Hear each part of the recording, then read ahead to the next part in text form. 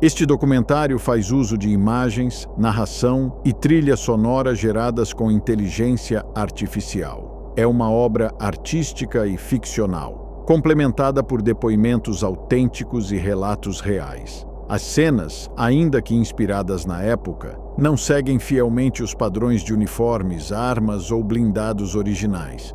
Trata-se de interpretações artísticas criadas com o objetivo de entreter e emocionar.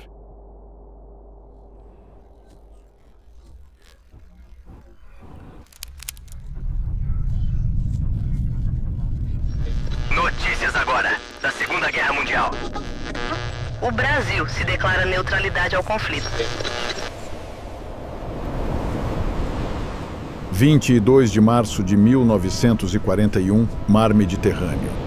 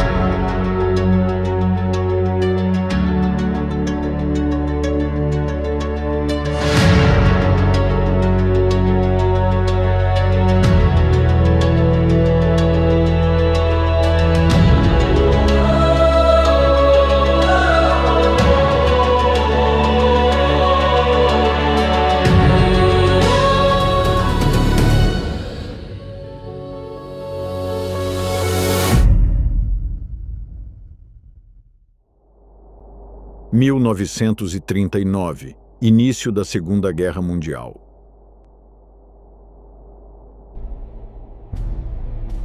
A Alemanha invade a Polônia. O mundo desperta para o maior conflito da história.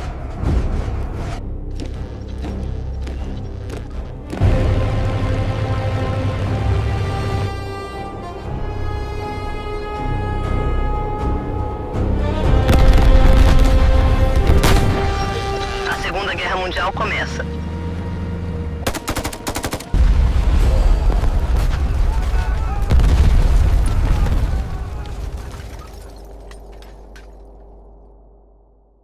A Segunda Guerra Mundial ela começou em 1º de setembro de 1939, com a Alemanha nazista invadindo a Polônia.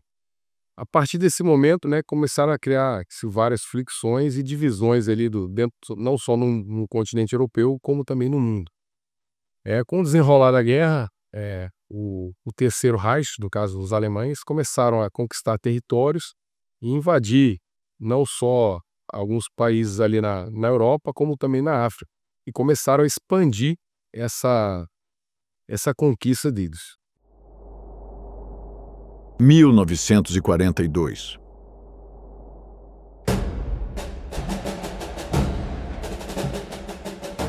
A partir da entrada dos Estados Unidos no conflito, our people, our territory, and our interests are in grave danger.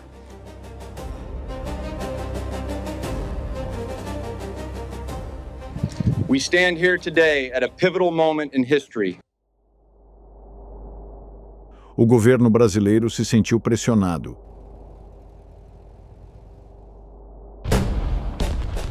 E navios mercantes brasileiros começaram a ser atacados no Atlântico.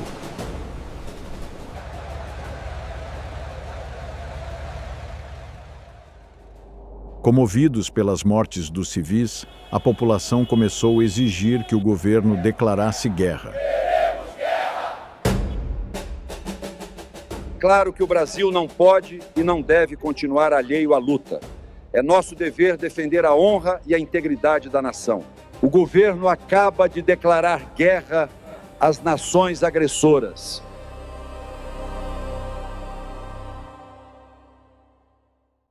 Perdemos muitos navios mercantes e também muitas pessoas, muitos brasileiros começaram a falecer devido a esses ataques. Então esse aí foi um dos principais motivos que levaram o Brasil a entrar na guerra. Existem outros motivos que são complexos, né? Tem pressão internacional, pressão dos Estados Unidos, mas o principal motivo foi esse aí, que realmente que a população brasileira começou a pressionar na época o governo Getúlio Vargas para que o Brasil entrasse na guerra. 1943, criação da FEB. A formação da Força Expedicionária Brasileira foi um grande desafio à época, né? Você mobilizar 25 mil militares na década de 40, do século passado, foi um grande desafio logístico para mobilizar pessoas, trazer esses militares de diversos estados brasileiros para se concentrarem e depois se deslocarem para o Rio de Janeiro, a fim de embarcarem no porto do Rio de Janeiro e se deslocarem para a Itália para combater em solo italiano. Então, para você formar esse contingente de 25 mil pessoas, foi um grande desafio para o Estado brasileiro na época. Não só... e também fazer essas pessoas receberem treinamento, equipamento e se deslocarem para a Europa, para os campos de combate italianos. Foi um grande desafio, realmente. Treinamento Força Expedicionária Brasileira.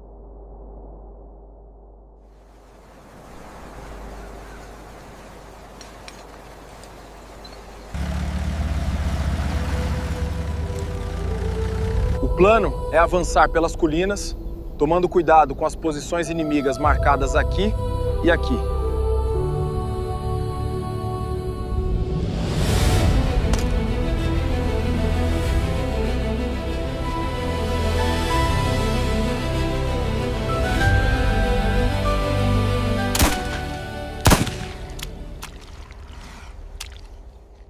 Eram todos jovens com idade de 18 a 20 anos de idade, e eles eram praticamente ou estavam prestando seu serviço militar inicial, ou eles foram convocados, mesmo estando na reserva, para participarem da Força Expedicionária Brasileira. A origem do nome Pracinhas. A ideia de pracinha, né, ou seja, muitas vezes tratado como uma ideia pejorativa, mas a grandiosidade está justamente aí, porque quando fala o conceito de herói, é de conquista de algo diante das dificuldades extremas que tivemos naquele momento.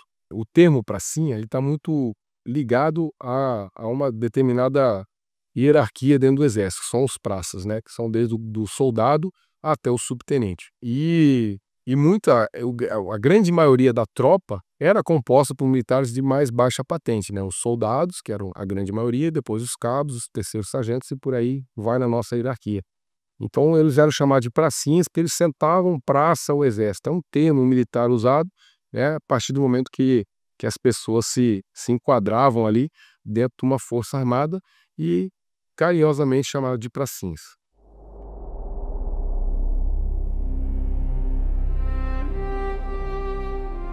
Uma cobra verde, armada e destemida, fumando um cachimbo. Virou símbolo de orgulho e coragem. A cobra vai fumar. Era mais fácil uma cobra fumar do que o bracinho ir para a guerra, né? Inclusive o brasão, a cobra vai fumar, surgiu disso, quando o Brasil foi realmente convocado para ir para a guerra. Naquele momento histórico, por exemplo, há de se considerar que o Brasil ele não tinha uma tradição militar. A população brasileira ela não acreditava que a gente seria capaz de mandar um contingente para combater o nazifascismo lá na Europa. Estrutura militar da época. Regimentos de infantaria.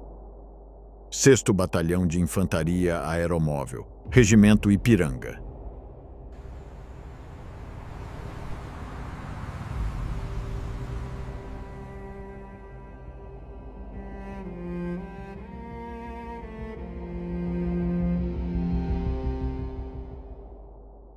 Dos elementos de combate, basicamente, eram esses 3 regimentos. O primeiro regimento de infantaria, o regimento Sampaio, sediado atualmente e na época da guerra também no Rio de Janeiro. O 11º regimento de infantaria em São João del Rei, é o regimento Tiradentes. E o nosso 6º regimento de infantaria, o regimento Ipiranga, sediado aqui na cidade de Caçapava. Então aqui no 6º regimento nós tivemos militares que são oriundos de diversos estados. Vou citar para você na época o estado do Mato Grosso, aqui do próprio estado de São Paulo, estados da região sul e da região aqui do sul de Minas Gerais. 2 de julho de 1944, Rio de Janeiro.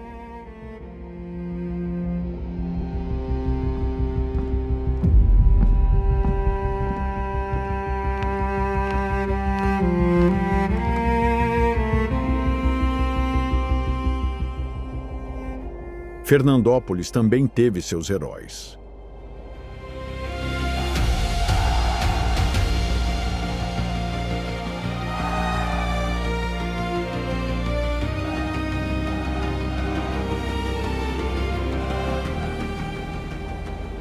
Quatro pracinhas que partiram rumo à guerra. O 2º sargento Tomás Pedrosa.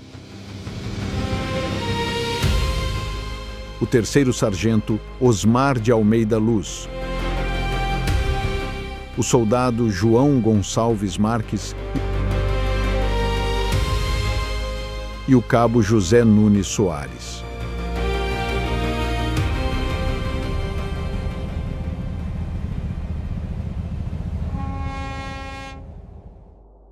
O meu avô, o Major Pedrosa, contava que durante várias vezes foram feitos simulações, né? Eles iam até embarcavam no navio, o grupo embarcava no navio e faziam manobras de guerra ao longo da costa, fazendo simulações de guerra. E tudo isso era feito com muito sigilo, porque tínhamos muito receio, né, do descobrimento de uma data de embarque, de um possível vazamento de uma informação e esse navio que tivesse com as nossas tropas fosse bombardeado. Então até mesmo os militares do regimento não sabiam um dia que eles iam embarcar. Eles fizeram 3 ensaios de embarque. E em uma dessas simulações, eles foram informados o seguinte, que não era mais uma simulação e que realmente eles estavam indo a combate, eles estavam indo para a Segunda Guerra. E para que eles ficassem tranquilos, que as esposas já estavam avisadas. O meu pai, ele sempre foi uma pessoa muito humana, muito generosa. Quando ele faleceu, que eu fui mexer nos documentos dele, eu achei uma cartinha escrita à mão, que ele escreveu para o pai dele, explicando que ele estava no Rio de Janeiro, que na proximidade de 15 dias eles iam embarcar para a Itália. Ele estava muito preocupado com a mãe dele e pedindo para não contar para a mãe não se preocupar. Sabe, uma preocupação assim que eu falei, eu chorei quando vi aquela cartinha, porque eu falei, maravilha, olha que coisa mais linda, né? Ele se despedindo do pai e preocupado. Pai, você tem que procurar na Caixa Federal, minha conta é assim, assim. Não deixa de procurar. E cuida da minha mãe. Não fala para ela que nós estamos embarcando. 16 de julho de 1944, desembarque em Nápoles.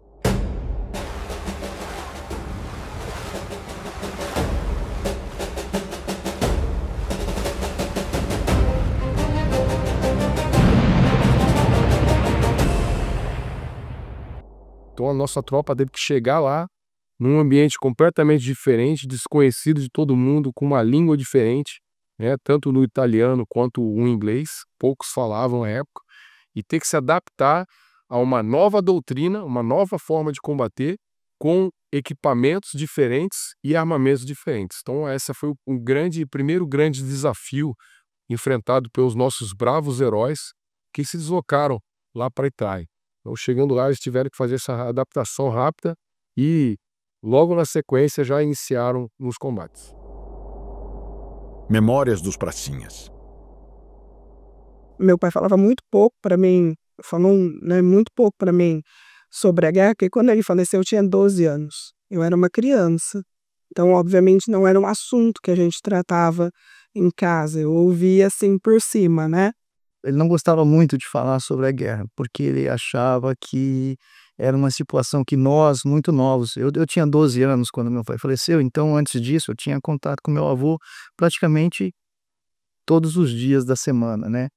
Mas o que eu aproveitava bastante com meu avô eram os momentos que a gente estava junto e tudo, então ele não gostava muito de falar. As informações que eu tenho vindo dele assim diretamente são muito poucas, né? O que a gente sabe são coisas que vieram depois, histórias contadas depois que Ele não abria a caixa de ferramenta dele para falar alguma coisa. Então a gente sabia esporadicamente quando um amigo dele, perguntava para ele, aí ele abria a caixa de ferramentas.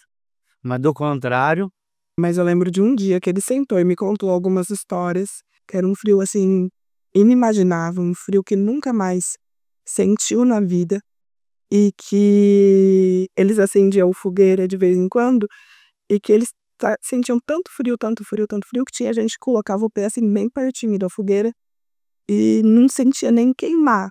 Só percebia que estava queimando quando sentia o cheiro do solado queimado, porque eles sentiam tanto frio que eles não sentiam nem o pé esquentar, nem mesmo com a fogueira. uma característica importante para essa situação deles estarem em uma região mais fria, né, e realmente eles tinham o costume de usar cachimbo, né. O cachimbo era um recurso que eles tinham para manter as mãos aquecidas, né, porque eles seguravam o a base do cachimbo e aquele calor do cachimbo aquecia as mãos deles. Eles estavam num período em que nevava, inclusive, em algumas regiões, e o cachimbo foi um auxílio para eles poderem, se proteger do frio, para as mãos ficarem aquecidas. Então agora, mais na velhice, ele me contou uma história que me impressionou muito, que ele falava assim, que ele tinha muita pena da população civil que não tinha o que comer. E eles faziam, sopa de batatas podres. E ele se lembrava muito de uma senhora italiana que chamava Senhora Corsini. Ele falava assim: "Eu dava toda a minha comida que vinha de enlatados, chocolate para ela, porque eu tinha muita pena da senhora Corsini".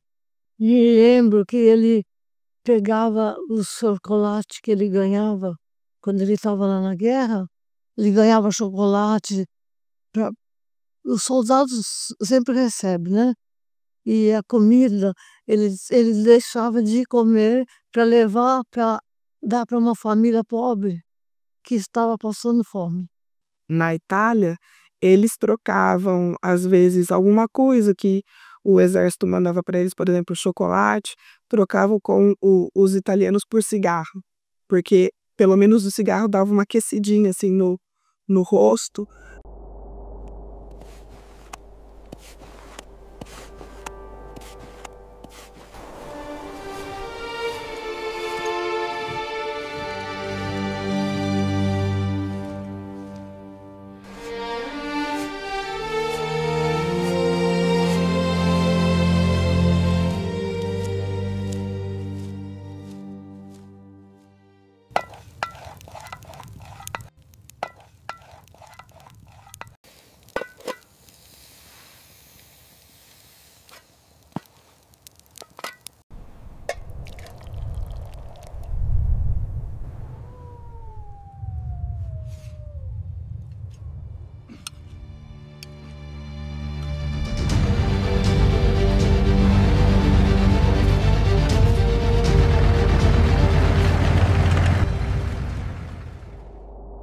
O brasileiro possui uma característica muito especial, né? A gente consegue conciliar a combatividade, né, do soldado e o lado humano, né, de prestar o apoio, o auxílio para as populações que naquela época estavam muito carentes. A grande maioria da população italiana, naquelas vilas e locais pelas quais nós passamos ali na Itália, estavam muito carentes, principalmente no que diz respeito à parte de alimentação e saúde. E os pracinhas, sempre que passavam por qualquer local que fosse, ajudavam, auxiliavam as pessoas que estavam necessitadas naquele período. Isso é lembrado até os dias de hoje. Então, basta qualquer brasileiro passar numa vila dessa que ele vai ser muito bem recebido. O dia da vitória, a Batalha de Monte Castelo.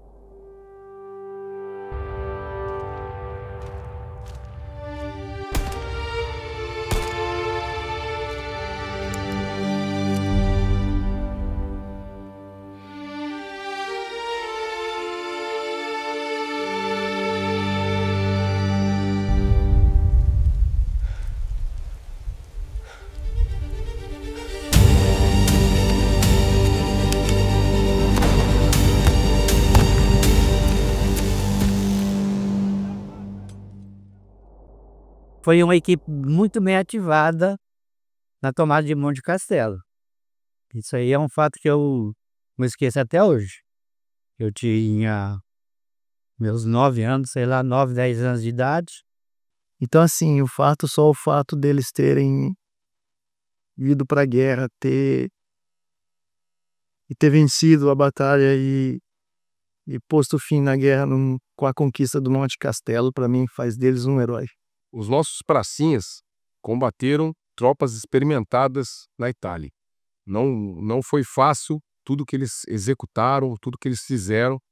São dignos de nosso louvor e servem de exemplos para todo o brasileiro. Eles não devem ser esquecidos. Esses heróis expedicionários têm que estar marcados no coração e na mente de todos nós. A força e a garra dos pracinhas brasileiros ecoaram para além das trincheiras. Realmente um ponto que foi muito importante para eles era a fé. Foi para eles uma esperança, né? Foi um momento de fé e de esperança e acreditar que realmente algo maior estava com eles para protegê-los e que era um único motivo para eles lutarem, continuarem o dia a dia e acreditar que uma hora aquilo tudo ia acabar e eles iam voltar para suas famílias. 8 de maio de 1945, fim da Segunda Guerra Mundial. Mais de 25 mil soldados marcharam para a guerra. Aproximadamente 470 tombaram nos campos de batalha.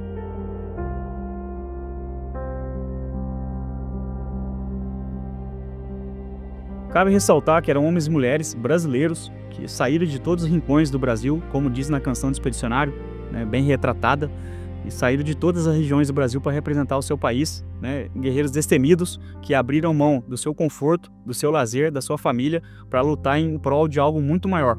Esses heróis expedicionários têm que estar marcados no coração e na mente de todos nós, para que possamos sempre relembrar. Então isso eleva em muito essa condição que não só da homenagem, mas da memória. Ou seja, que muitas vezes não é muito trabalhada essa questão, mas eu acho que isso alavanca, sim, essa condição não só da lembrança do êxito, da vitória, mas a memória que ela avança bastante, né? Um grito eterno de bravura e coragem que jamais pode ser silenciado. Defendeu a pátria, o seu país de origem, né? E eu considero muito, lógico.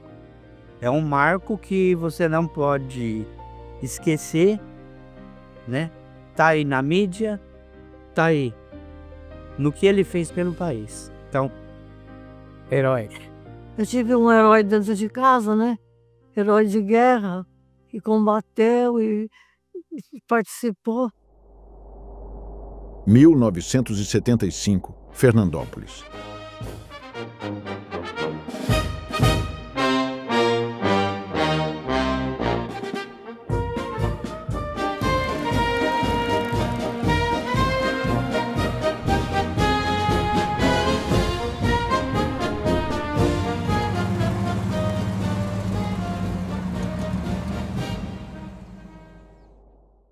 Após a Segunda Guerra Mundial, nossas pracinhas são homenageados em todo o país, através de nomes de ruas, símbolos em praças públicas, para que possamos lembrar deles que lutaram e que tombaram pelo nosso país, pelo nosso exército, em prol do nosso país. Mas, por exemplo, Fernandópolis, eu acredito que teve uma sair um pouco na frente, porque logo após o evento, né, ou seja, após o resultado do conflito, ele teve a alternativa e a possibilidade de colocar, por exemplo, digamos, numa artéria, né, de transporte da cidade, uma homenagem aos expedicionários brasileiros.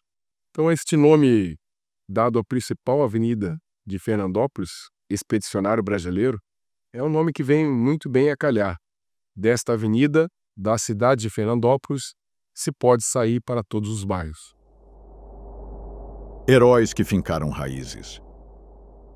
Como representante do Exército Brasileiro, é muito gratificante de saber que aqui em Fernandópolis nós temos uma avenida, Avenida Expedicionário Brasileiro, que rende um tributo, uma homenagem especial a esses pracinhas, esses bravos guerreiros que combateram no campo da Itália em prol do nosso Brasil. Um dos nossos bravos heróis expedicionários escolheram Fernandópolis exatamente por isso. Meu pai veio, né, numa pescaria e aí passou por Fernandópolis. Em Fernandópolis, a principal avenida, né, a hora que a gente chega em Fernandópolis, a gente chega na Expedicionários Brasileiros. E quando ele viu essa avenida com esse nome, não tinha como não chamar a atenção dele. E aí ele não teve dúvida, né, entre qual cidade escolher, ele escolheu Fernandópolis. Após a guerra, meu avô queria algum lugar mais tranquilo para ele exercer as atividades do exército, e ele foi designado para uma cidade no interior de São Paulo chamada Fernandópolis. Ali ele ficou responsável pela implantação do tiro de guerra do município. Foi de suma importância pós-guerra os conhecimentos adquiridos, tanto na parte tática e tanto na parte logística para os tiros de guerra. Tiro de Guerra 02-083.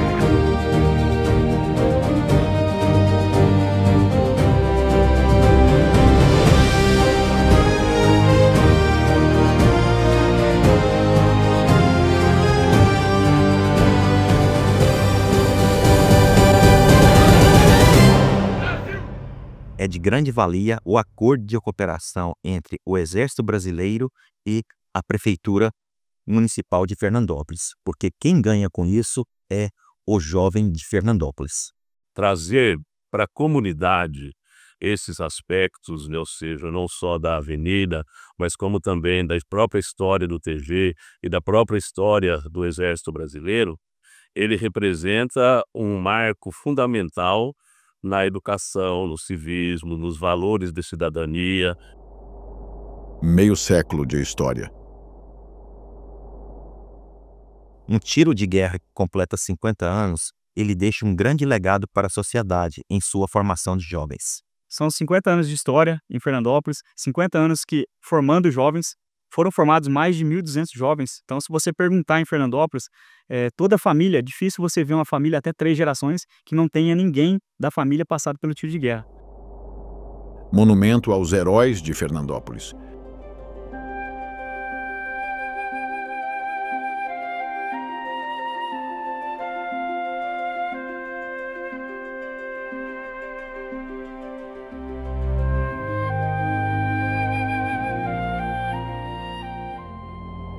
Fernandópolis, 9 de agosto de 2025. Este monumento, agora erguido em solo fernandopolense, é mais que pedra, cimento e fel, um marco que eterniza os nomes e o legado desses 4 pracinhas da nossa história.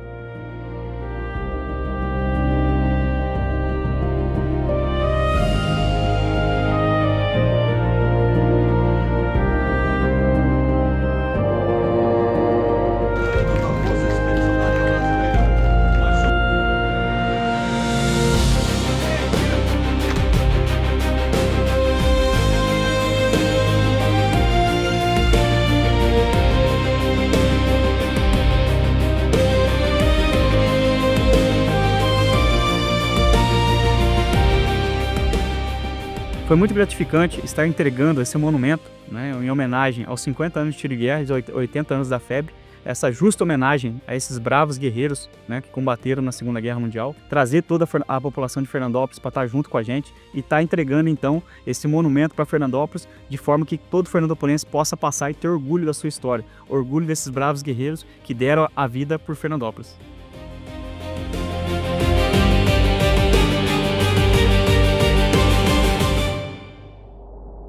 A representatividade, não só do monumento, mas como também de alavancar a ideia, né, dos 50 anos do TG e dentro desse contexto também de 80 anos do final de um evento marcante, né, muito embora triste, ela traz sim o sentido de oportunidades, né, e propriedades para aqueles que se propõem a estudar e também preservar a história. Então, nós historiadores, nós estamos presenciando um momento histórico de Fernandópolis por meio do monumento, por meio de tudo que tem envolvido ultimamente o TG, e isso tudo é fundamental. Nada mais justo do que um monumento construído em nosso tiro de guerra de Fernandópolis, homenageando os nossos pracinhas que combateram na Segunda Guerra Mundial. É importante a gente reforçar esses valores, né, a gente trazer de volta essa história. O Exército vive de muita história, a gente valoriza muito a nossa história, então achei mais que um dever de justiça da minha parte, como representante do Exército, de estar proporcionando esse monumento, né, primeiramente esse monumento, essa homenagem às famílias, para poder resgatar essa história que foi tão importante. Então, se hoje nós temos o país que nós temos, é graças a esses bravos guerreiros que foram lutar pela gente para a gente possa ter esse país que a gente tem hoje.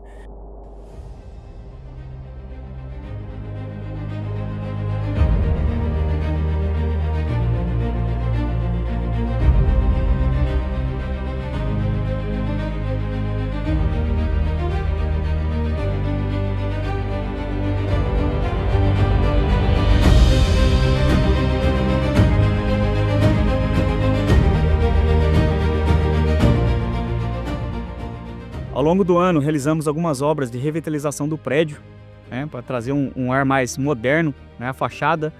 O monumento que nós fizemos em frente ao prédio mudou totalmente a fachada. Né, todo mundo que para na frente ficou muito bacana, né, a gente estar mostrando essa história na frente do tiro de guerra. Marcha comemorativa, 50 anos do tiro de guerra.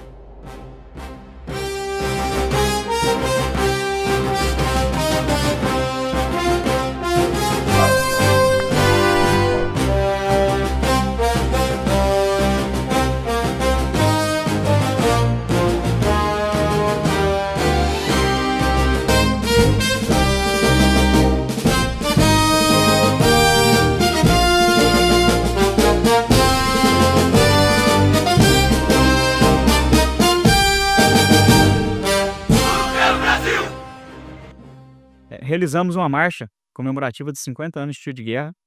Cerca de 1000 pessoas participaram do nosso evento, foi um sucesso inédito, né, para Fernandópolis, para o tiro de guerra.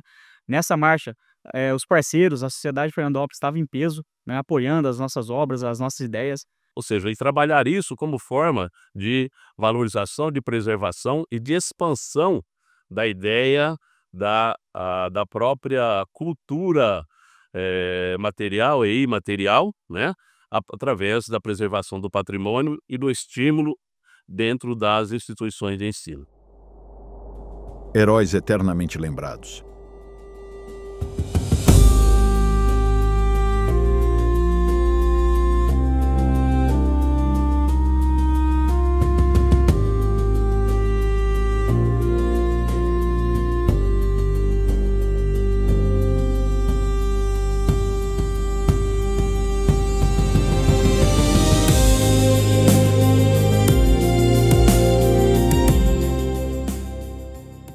Nós temos lá em casa as medalhas que ele recebeu na guerra. E cada medalha vem descrito num diploma. Ele tem uma medalha que chama Cruz de Combate. E aqui, no tiro de guerra, nós soubemos que é uma honraria do Exército receber uma medalha dessa. Eles falam que Osmar Almeida Luz era uma pessoa muito generosa, inteligente, responsável, que ele arriscou a sua própria vida sob bombardeio e salvou um companheiro. E depois ele voltou lá, salvou mais 2. Então ele salvou 3 companheiros na zona de guerra sob bombardeio. Então por isso que ele ganhou essa medalha Cruz de Combate. Porque o herói não é apenas uma identificação de um nome, muitas vezes popular, mas daqueles anônimos que participaram de um evento com tantas dificuldades e que levaram adiante um projeto e que foram exitosos nas suas ações. Ele é um herói nacional, obviamente pelo motivo que a gente está aqui, né? Eu acho que um cidadão colocar a sua vida a serviço do seu próprio país, se doar dessa maneira pro seu país, assim, além do que eu consigo imaginar de coragem. No fundo do meu coração, eu me orgulho demais por meu pai ter sido um herói expedicionário. E esse filme dedico a todos os brasileiros, pracinhas, familiares, aqueles que têm todo um carinho especial pelo nosso país, pelo nosso Brasil. E Fernandópolis entrega mais uma vez aos brasileiros um patrimônio imaterial cultural. Os pracinhas deixaram seu legado, heróis lembrados para toda a eternidade. A seguir, uma homenagem à memória de uma mulher inesquecível na história de Fernandópolis. Vandalice Franco Renesto, educadora, foi a primeira mulher a receber o título de cidadã fernandopolense. Dedicou sua vida à educação, à inclusão e ao desenvolvimento humano. Autora dos hinos oficiais de Fernandópolis e do tiro de guerra, deixou marcada na história seu amor à cidade.